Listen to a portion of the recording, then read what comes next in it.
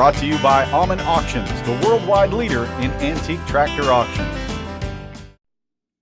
Some combinations are meant to be. Summer and the state fair, kids and 4-H. And here's one combination you may not have heard of, but that's as important to American history and our agricultural heritage as farmers and classic tractor fever.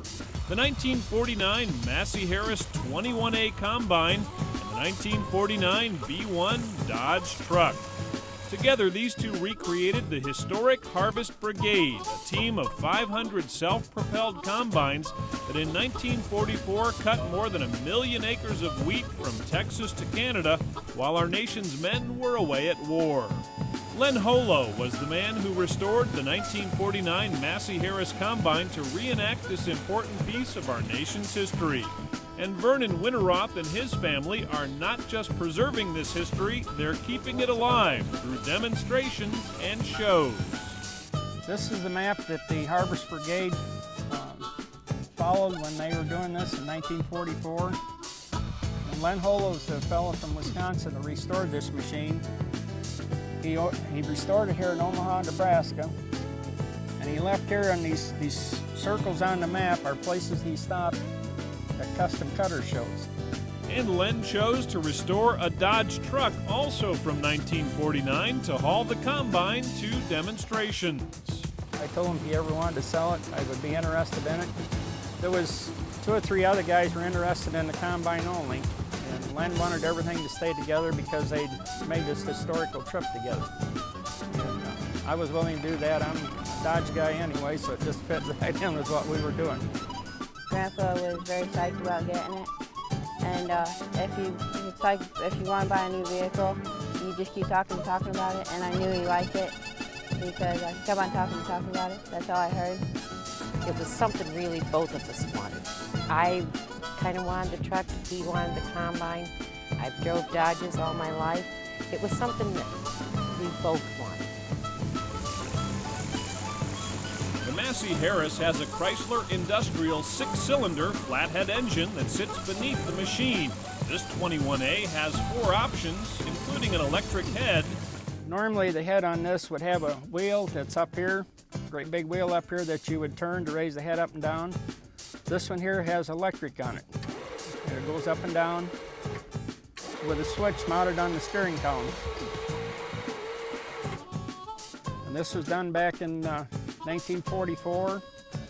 The combines went away from that and they're back to electric lift on them again today. The combine also featured optional dual wheels, a straw spreader, and headlights. About 2,600 would buy the machine without all those options.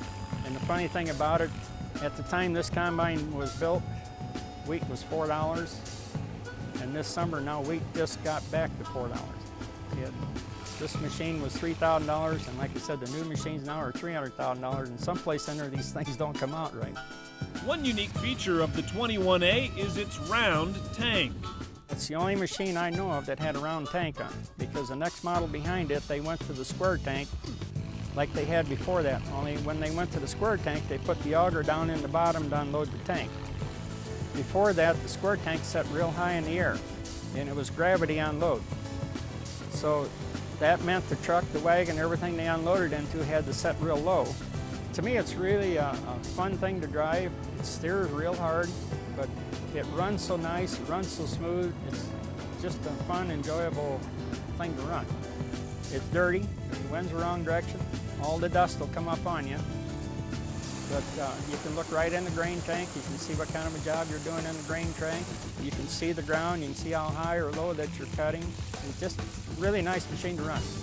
With only 60,000 original miles on it when it was purchased from Roger Severin, the 1949 Dodge B1 truck was a perfect complement to the combine.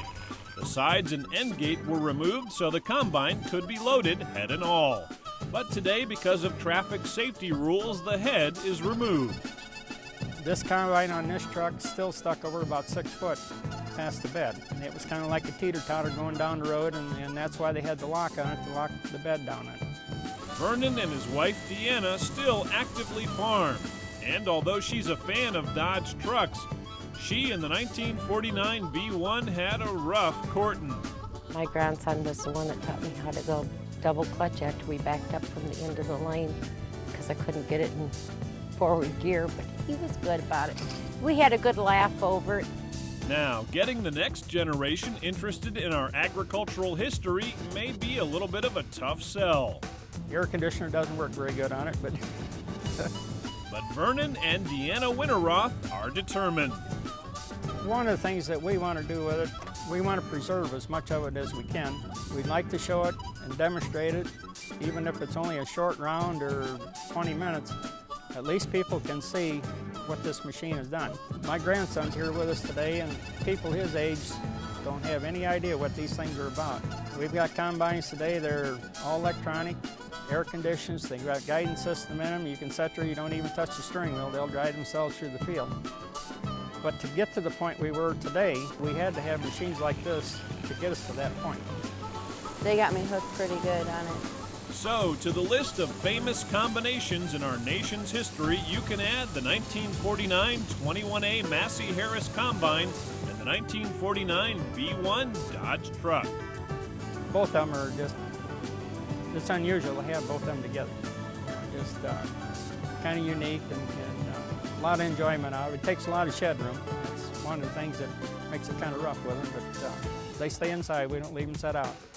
When we had a chance to go ahead and get it, you just can't do something like this every day. It's just kind of nice to have.